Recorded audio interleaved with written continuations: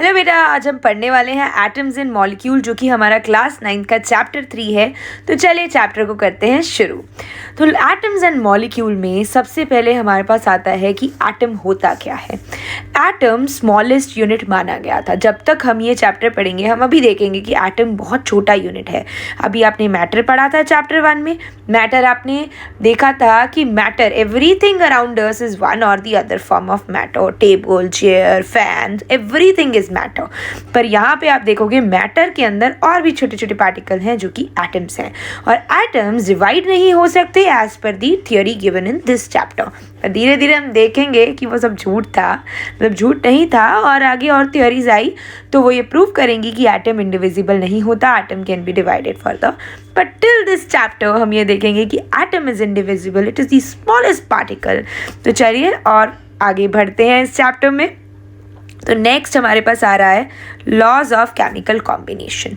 तो first law देखिए, atom तो हो गए हमारे, एटम पे तो बात हो गई है अब बहुत सारी कि एटम छोटे छोटे होते हैं, मैटर के पार्ट होते हैं, ठीक है। अब हम ये बात करेंगे कि एटम आपस में कंबाइन करके कुछ तो भैया बनाते ही होंगे ज़रूर, एटम ऐसे खाली तो बैठे नहीं रहेंगे।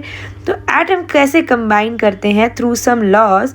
The first law which is coming here is law of chemical combination. तो लॉ ऑफ केमिकल कॉम्बिनेशन में हमारे पास, लॉ ऑफ केमिकल कॉम्बिनेशन के अंदर हमारे पास फर्दर दो लॉज आते हैं, that is law of conservation of mass and law of constant proportion.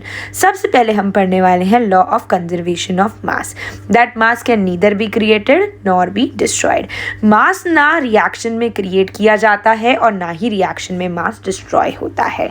Mass remains unchanged during a chemical reaction. जैसे कि हमने 2 किलो टमाटर लेके सब्जी बनाई, तो आफ्टर द एंड हमारी जब सब्जी तैयार हो जाएगी, हमारे वो टमाटर 2 किलो ही रहेंगे, वो 4 किलो नहीं होंगे। तो रिएक्शन के दौरान हमारा मास चेंज होने वाला नहीं है।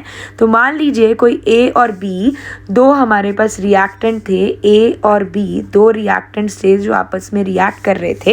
ए का मास अगर 2 ग्राम था, बी का भी मास अगर 2 ग्राम था, तो जो हमारा प्रोडक्ट सी बनेगा उसका मास 4 ग्राम्स रहेगा, राइट।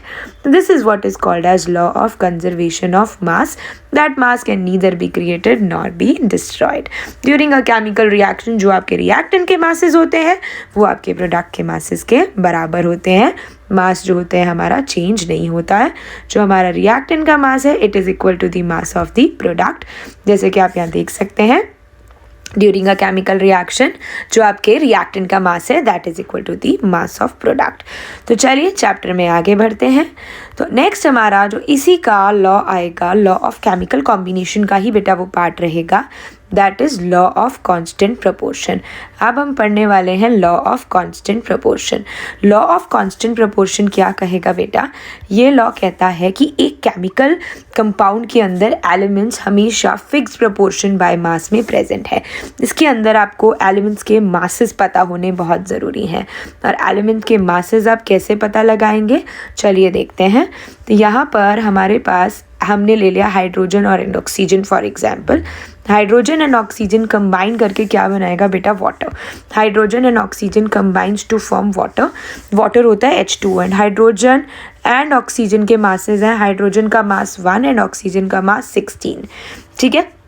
और H2O के अंदर आपके पास कितने हाइड्रोजन प्रेजेंट हैं? H2O में you are having 2 hydrogens with you.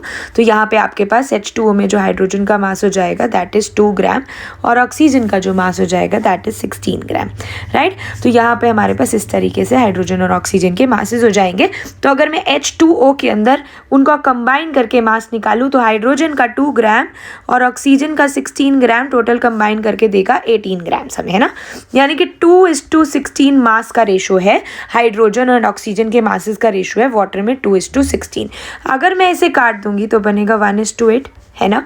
तो वाटर के अंदर कोई भी सोर्स हो वाटर का, भले ही वो टैप हो, भले ही वो आपके घर की टैप हो, भले ही वो आपके स्कूल की टैप हो, या कहीं की भी टैप हो, वाटर के अंदर हमेशा रेशो रहेगा हाइड्रोजन और ऑक्सीजन का 1:16, 1:8 और 2:16।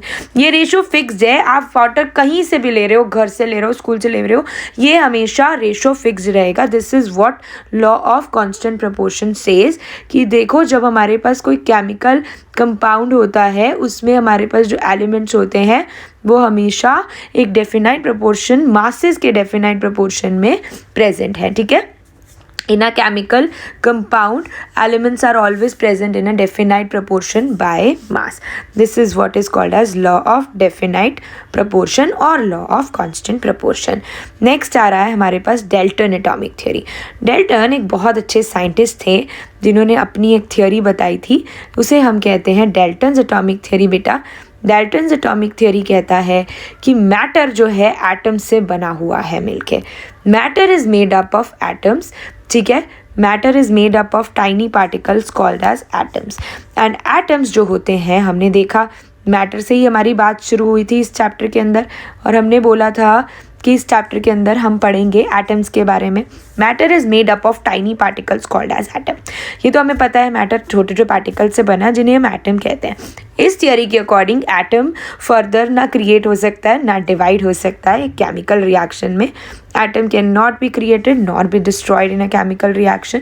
एक पर्टिकुलर एलिमेंट के एटम्स जो होते हैं मासेस और प्रॉपर्टीज़ में सिमिलर होते हैं।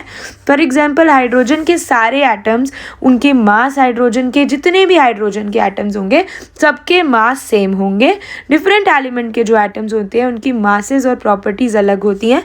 हाइड्रोजन एंड हीलियम की अगर मैं दो अलग अलग एटम्स ले लूँ तो इनकी मासेस और प्रॉपर्टीज़ क्या रहेंगी, हमारी अलग अलग ही रहेंगी। दो एटम्स अगर हाइड्रोजन के ले लिया तो उनके मास और प्रॉपर्टीज सेम रहेंगी, पर अलग अलग टाइप के एटम्स लोगे तो उनके मास और प्रॉपर्टीज अलग हो जाएंगी। एटम्स छोटे छोटे होल नंबर रेशो में कंबाइन करते हैं कंपाउंड्स जब बनाते हैं। फॉर एग्जांपल H2O बनाया एक कंपाउंड अगर, तो यहाँ पे एटम्स कंबाइन किए, देखो 2 हाइड्रोजन 1 ऑक्सीजन के साथ कंबाइन करेगा, ठीक है। होल नंबर रेशो रहेगा यहाँ पे, जैसे 2:1 का रेशो है यहाँ पे। और एक पर्टिकुलर कंपाउंड में जो आपके एटम्स होते हैं, relative number and kinds of atom are always constant. For example water में 2 हाइड्रोजन और 1 ऑक्सीजन ही रहेगा हमेशा, and it is constant. This is what Dalton's atomic theory says. ये आपके पोस्टुलेट थे बेटा सारे डेल्टन्स एटॉमिक थ्योरी के। आई होप आपने अच्छे से देख लिए होंगे। उसके बाद हमारे पास आता है एटम, जिसके बारे में हम इतनी देर से बात कर रहे हैं, फाइनली वो आ ही गया, ठीक है। एटम एग्जैक्टली होता क्या है, व्हाट इज़ एटम एग्जैक्टली? तो एटम स्मॉलेस्ट पार्टिकल, जैसे कि हमने बात किया ही था, atom is the smallest particle. तो स्मॉलेस्ट पार्टिकल एटम जो है हमारा बेटा, इसका जो साइज़ होता है ना वो नैनोमीटर में मेजर किया जाता है। It's very small. 1 nanometer is equal to 10⁻⁻⁹ meter, और 1 meter is equal to 10⁻⁹ nanometer. ये होता है हमारा एटम।